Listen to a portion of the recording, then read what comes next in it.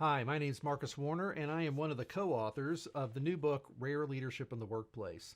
In this short video, I just want to explain to you some of the core principles that are in this book. We start with the idea that what's missing in a lot of leadership is not competence at skills so much as a lack of personal maturity. In fact, there was an article written in the Harvard Business Review simply titled, "We Need More Mature Leaders." And they coined an interesting term called sandbox leadership. And sandbox leadership are simply leaders who don't play well together. They are too immature. They have their own agendas. They care more about winning personal arguments than they do about what's good for their group, what's good for the larger context.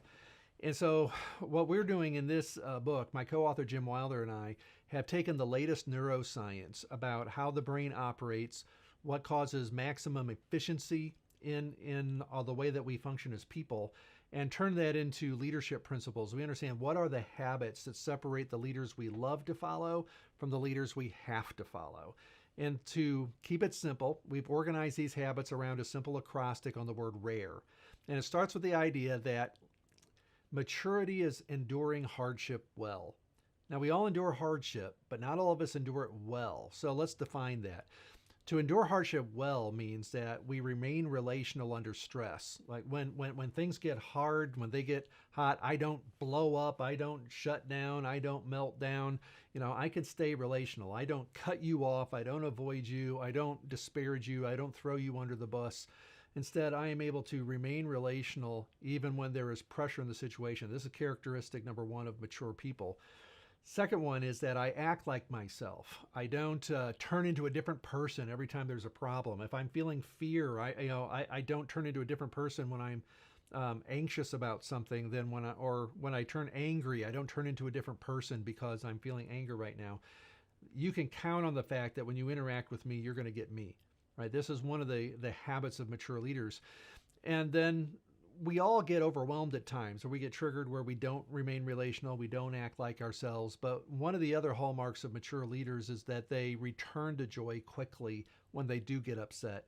And not only do they manage their own emotions well, but they're really good at reading the team that they're leading and sensing what their emotional level is at and helping everybody kind of get back to joy, remember who they are, act like themselves. Let's do this relationally, let's get on board.